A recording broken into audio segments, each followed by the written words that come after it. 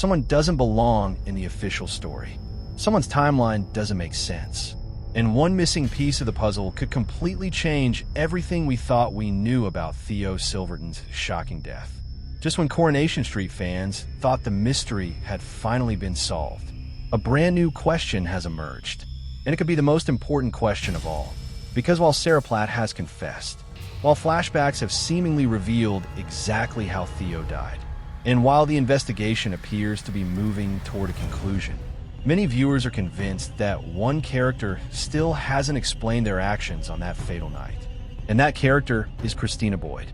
The question now isn't simply who killed Theo. The question is, what was Christina hiding? And why does it feel like her story is still incomplete? For months, Theo Silverton's murder has cast a dark shadow over Weatherfield. The abusive builder left behind a trail of emotional devastation before his death. Todd Grimshaw had suffered months of manipulation, coercion, and psychological torment. Summer had been dragged into a nightmare. George found himself desperately trying to protect the people he loved. Danielle was left carrying years of bitterness and resentment. And almost everyone connected to Theo had a reason to want him gone. When his lifeless body was finally discovered, suspicion spread through the street like wildfire. No one trusted anyone. Every conversation felt dangerous. Every secret felt significant. Every glance seemed loaded with meaning. And the longer the investigation continued, the more complicated everything became. Then came the shocking reveal, the revelation that stunned viewers across the country. Sarah Platt had been hiding the truth. It was Sarah who confronted Theo. Sarah who found herself trapped in a terrifying situation. Sarah who struck the blow that sent him falling from the scaffolding. And Sarah who turned to Gary Wynn to ask for help afterwards. Suddenly everything made sense. The secret meetings, the suspicious behavior, the lies, the panic, the guilt. It all pointed back to Sarah. Or did it? Because even after the flashbacks aired, even after the confession, fans couldn't shake the feeling that something still wasn't right. And that's where the real mystery begins. Because long before Sarah emerged as the unexpected killer, another name had appeared on the suspect list. A name many viewers haven't forgotten. Christina Boyd. At first glance, Christina seemed like an unlikely suspect. She wasn't Theo's primary target. She wasn't at the center of the conflict. She wasn't carrying the same obvious motives as some of the others. But as details emerged, questions started piling up. And those questions have never truly gone away. In fact, they may be more important now than ever. Let's go back to that fateful night. The night everything changed. Theo was hunting Todd. Obsessed. Dangerous. Unpredictable. Todd was desperate to escape. Desperate to survive. Desperate to stay one step ahead of a man who had become increasingly sinister and threatening. As the tension escalated, Todd reached out for help. And one of the people he contacted was Christina. He warned her about what was happening. He explained the danger. He made it clear that Theo was spiraling. And Christina immediately sprang into action. Or at least that's what we've been told. She informed George about the situation. She left to find Todd. She appeared determined to help. Simple enough. Except Coronation Street fans aren't buying it. Because later, when police started examining everyone's movements that night, cracks began appearing in Christina's account. Tiny cracks. The kind that might seem insignificant, until they don't. The kind that detectives obsess over. The kind that viewers remember. The kind that often lead directly to the truth. When Christina was questioned, her version of events seemed straightforward. But then came an unexpected twist. Police identified discrepancies, details that didn't quite fit, moments that didn't quite add up. And suddenly Christina found herself back under scrutiny, back in the interview room, back answering difficult questions. Why? Because she'd forgotten something, or at least she claimed she had. A stop for petrol, a seemingly ordinary detail, an innocent explanation. But in murder investigations, forgotten details are rarely insignificant. And fans noticed immediately. Why forget something like that? Why leave it out? Why only remember later? Was it genuine confusion? Or was it something more troubling? Those questions have lingered ever since. But that's only the beginning. Because when viewers started revisiting the timeline following Sarah's confession, something became increasingly obvious. We've seen Sarah's flashback. We've seen Gary's involvement. We've seen critical moments from that night. But have we really seen Christina's full story? The answer appears to be no. And that's exactly why fans remain suspicious. Because despite all the revelations, there are still gaps, still missing moments, still unanswered questions. And in soap mysteries, missing pieces often matter more than the pieces we've already seen. Could Christina simply be an innocent bystander caught in the chaos? Absolutely. But fans have learned over the years that Coronation Street rarely places suspicion on a character without a reason, even if that reason doesn't become obvious until much later. That's why social media has exploded with speculation, because viewers know something important. The reveal of Sarah as Theo's killer answered one question, but it didn't necessarily answer every question. And that's a huge difference. The more fans analyze the storyline, the more they find themselves returning to Christina, returning to her movements, returning to her statement, returning to what she knew, and perhaps more importantly, returning to what she hasn't told anyone. Because if Christina really was searching for Todd that night, then what exactly did she see? What exactly did she hear? Could she have crossed paths with Theo? Could she have arrived closer to the confrontation than anyone realizes? Could she know something that would completely change our understanding of what happened? The possibilities are endless, and that's what makes this so fascinating. Meanwhile, Sarah's confession has created another layer of emotional devastation. Because while the truth is finally beginning to emerge, the consequences are only getting worse. Todd is heartbroken.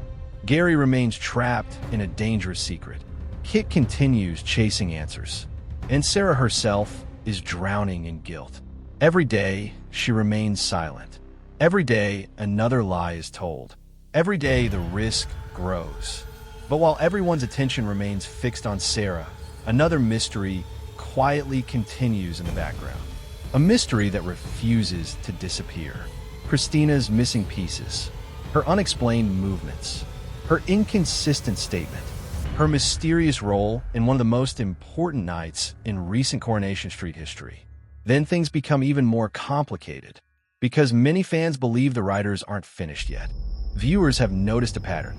Major murder mysteries often save one final twist for later.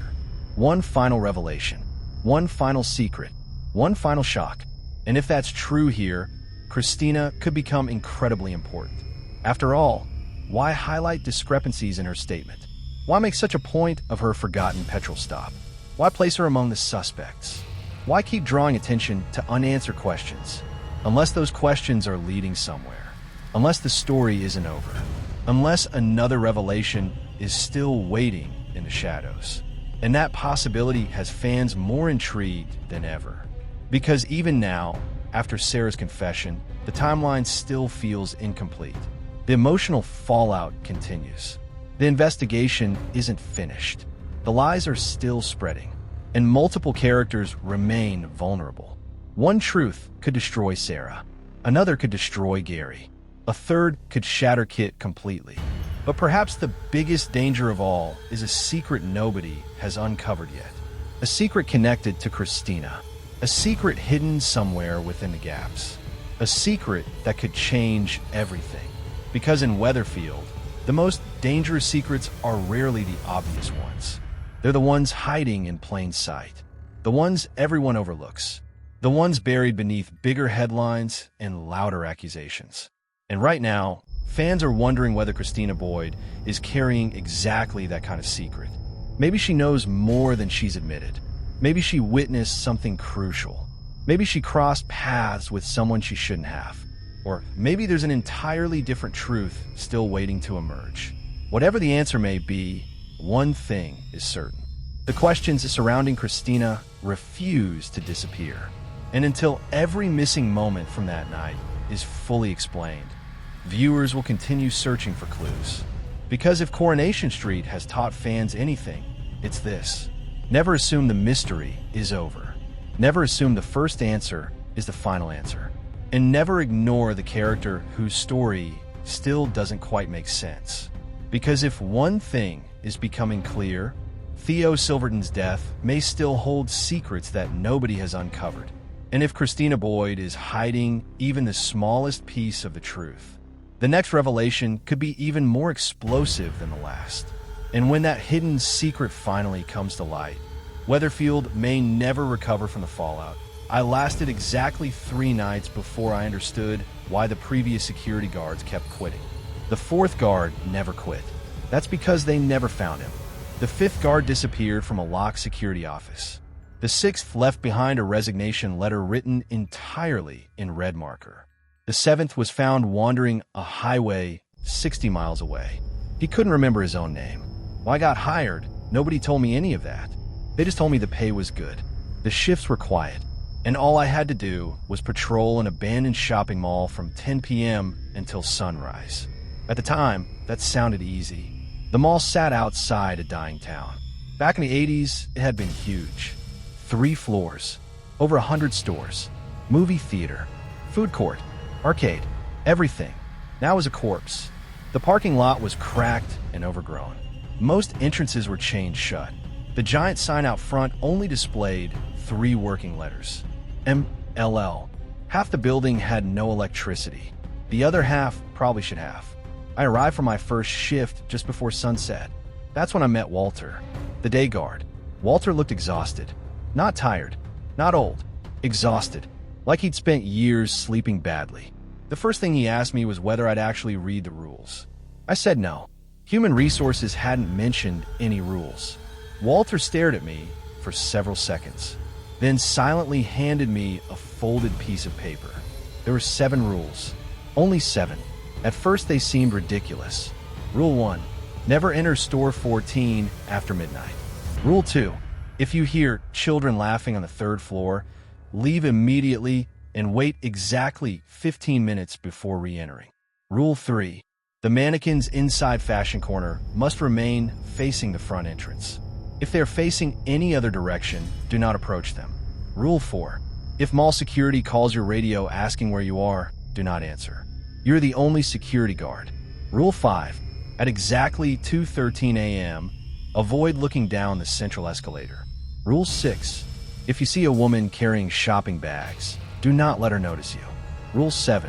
If the food court lights turn on by themselves, hide. Do not run. Do not investigate. Hide. I laughed. Walter didn't. Then he said something strange. Most people stop laughing around night 3. Before I could ask what he meant, he left. That was it. No explanation. No training. Just a set of bizarre rules in an abandoned mall. At first, the shift was boring. I checked entrances, patrolled empty corridors, drank coffee, listened to podcasts. The place felt creepy, sure, but not supernatural. Not haunted, just abandoned. Then midnight arrived, and Rule 1 triggered. I was walking through the East Wing when I noticed something odd.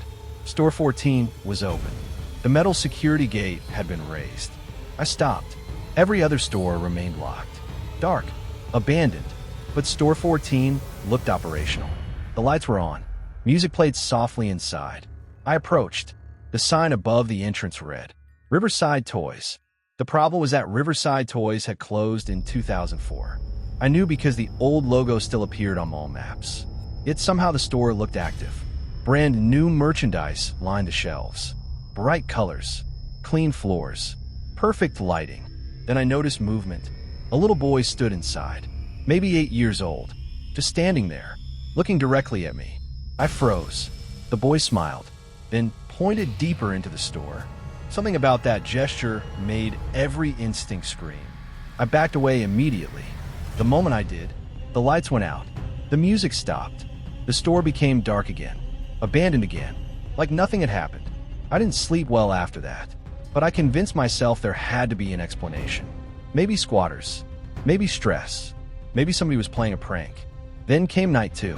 At exactly 1:47 a.m., I heard children laughing. 3rd floor. My radio nearly slipped from my hands. I remembered Rule 2 immediately. The laughter sounded distant, playful. Dozens of children running somewhere overhead. I looked up. The mall was empty. There shouldn't have been anyone there, especially children. Yet the laughter continued, getting closer, moving above me, following me. I didn't wait. I exited the building exactly as instructed, then sat in my car for 15 minutes. The laughter continued for 13 of those minutes, even from outside, even through the walls. Then it stopped, suddenly, completely. When I re-entered the mall, something felt different. The air seemed colder, the silence heavier, and that's when I noticed the mannequins. Fashion corner. Rule 3.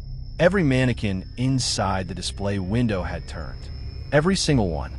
They were no longer facing the entrance. They were facing me. I felt my stomach drop. There were over 30 mannequins. Men, women, children, all staring directly toward the corridor where I stood. I didn't approach. I remembered the rule. Instead, I turned around and walked away. As I did, I heard something behind me. Plastic scraping against tile. Very softly, like something shifting position. I didn't look back. Not once. The sound followed me for almost a minute, then stopped. That was the moment I started taking the rules seriously. Night 3 was worse. Much worse. Because Night 3 introduced me to mall security. At 1:12 a.m., my radio crackled. I assumed it was interference. Then a voice spoke. "Security, what's your location?" I stopped walking.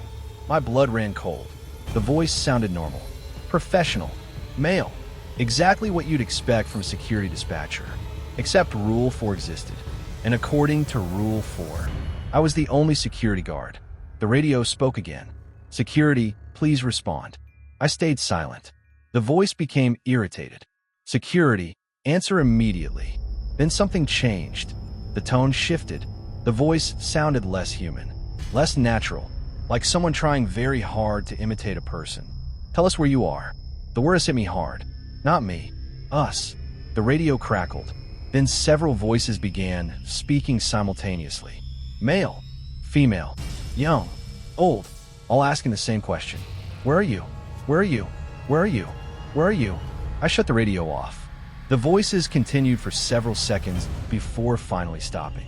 Then the mall speakers activated. The overhead speakers. Without warning, a cheerful announcement echoed through the building. "Attention shoppers. The mall will be closing in 15 minutes. I stood completely still. The mall had been abandoned for nearly 20 years. Yet the announcement repeated. Again, and again, and again. Then I heard footsteps. Not one set. Hundreds. Moving somewhere deeper inside the dark mall. And that was when I realized something horrifying. The announcement wasn't for me. It was for the shoppers. The problem was, there shouldn't have been any shoppers at all. The footsteps continued long after the announcement ended. Hundreds of them, maybe more. Slow, casual, like people finishing their shopping before closing time. I stood frozen in the middle of the corridor, listening. The sounds echoed from every direction. Second floor, third floor, food court, department stores, places that should have been empty, places that have been empty for decades. Then the mall speakers crackled again. A woman's voice replaced the cheerful announcer. Calm, pleasant, almost motherly. "Thank you for shopping with us tonight." The footsteps stopped instantly. Every single one. Silence swallowed them all. Complete silence. The kind that makes your ears ring. Then something moved behind me. I turned. Nothing. Just empty corridor. Dark storefronts. Dust. Silence. But I knew I'd heard it. Someone had been standing directly behind me. I could feel it. That feeling followed me for the rest of the shift. Every shadow looked wrong. Every reflection seemed delayed. Every empty store felt occupied. At 2:09 a.m., I checked my watch. My stomach tightened. Rule 5. For minutes. I was standing near the central atrium, the massive open area connecting all 3 floors. And right in the center sat the escalators. The same escalators mentioned in the rule. At exactly 2:13 a.m., avoid looking down the central escalator. Nobody had explained why. I was about to find out. The second crawled by. 2:11, 2:12, then 2:13. The temperature dropped immediately. Not gradually. Instantly. My breath fogged in front of me. The lights dimmed. The entire building seemed to exhale. Then I heard something. A wet sound. Slowly moving upward. From the escalator. I stared at the wall. Refused to look. The sound grew louder. Something climbing. Step by step. Escalator step by escalator step. Slow. Patient. Heavy. My entire body wanted to look. That's the strange part. It wasn't curiosity. It felt like a compulsion, like something was trying to pull my eyes toward it. I clenched my jaw, focused on the wall. The sound kept coming. Closer, closer, closer. Then it stopped, right behind me. I couldn't hear breathing, couldn't hear movement, but I knew something was there, standing inches away, watching, waiting. 5 full minutes passed. Then the sensation vanished, just vanished, like someone had left the room. I turned. The escalator was empty. The atrium was empty. Everything looked normal again, except for one thing. A trail of wet footprints led away from the escalator and disappeared into the darkness of the food court. I didn't follow them, not after remembering Rule 7. The food court was the one place Walter had specifically warned me about before leaving. The one place he'd stared at for several seconds before quietly saying, "If the lights come on, hide immediately." At 2:47 a.m., they did. Every light in the food court exploded to life at once. Thousands of bulbs, fluorescent panels, neon signs, menu boards, everything. The sudden brightness blinded me. Then music started playing. Old mall music, the kind you'd hear in the 1990s. Cheerful, happy, normal, except it was 2:47 in the morning. In an abandoned mall, I remember the rule. Hide, don't run, hide. I slipped inside an old maintenance closet, closed the door, turned off my flashlight, and waited. For several minutes, nothing happened. Then came voices, hundreds of voices, families talking, children laughing, people ordering food, employees calling out orders. The entire food court sounded busy, crowded, alive, like the mall had somehow returned to its prime. The sounds continued, growing louder, growing closer. Then I heard footsteps stop outside my closet door. Silence. Then a knock. 3 slow knocks. My heart nearly stopped. Another knock. Then a woman's voice. Soft. Friendly. Security? I didn't answer. The voice continued. "We know you're in there." My blood turned to ice, because I recognized the voice. I'd never heard it before, yet somehow I recognized it. The realization hit me a second later. The voice belonged to the woman from Rule 6. The woman carrying shopping bags. The one I hadn't seen yet. Another knock. Then another. Then another. The woman giggled. Actually giggled. Like she found the situation funny. Then she said something I'll never forget. "You're not supposed to be here," after closing. Silence followed. A long silence. Then footsteps walked away. I remained inside the closet for nearly an hour. Eventually the music stopped. The lights shut off. The voices disappeared. Only then did I emerge. The food court looked abandoned again. Dusty tables, broken chairs, empty storefronts. Normal. Almost. Except one table sat in the center of the room. A table that hadn't been there before. On top of it rested a paper shopping bag. Fresh. Clean. New. I approached cautiously. Inside was a security uniform. My security uniform. Same badge. Same name tag. Same size. The only difference was the stain. The shirt was covered in dry blood, and sewn into the collar was a small strip of fabric. A name. Not mine. One of the missing guards. Guard number 4. The one who'd never been found. That's when I stopped thinking people were quitting. Nobody had quit. Nobody had left. The mall had taken them. And somehow, it was keeping them. The next night, before my shift started, I went looking through old records. Employee files. Incident reports. Maintenance logs. Anything I could find. Most had disappeared. Pages torn out. Files missing. Entire years erased. But buried in a storage cabinet, I found one surviving notebook. It belonged to guard number 6, the man who'd supposedly gone insane. Most pages were unreadable. Frantic handwriting, random sketches, repeated warnings. But the final entry remained clear. Crystal clear. Written only 2 days before he vanished. The entry read, "The shoppers aren't ghosts." Then underneath it, they're replacements. And finally, the woman with the shopping bags chooses who stays. I stared at those words for a long time, because at that exact moment, my radio crackled. A woman's voice spoke. Soft, pleasant, friendly. Security, a pause. Then, "I finally found you." And when I looked up toward the second-floor balcony, I saw a woman standing there, holding shopping bags, smiling directly at me. And behind her stood 6 security guards. All of them missing. All of them smiling too.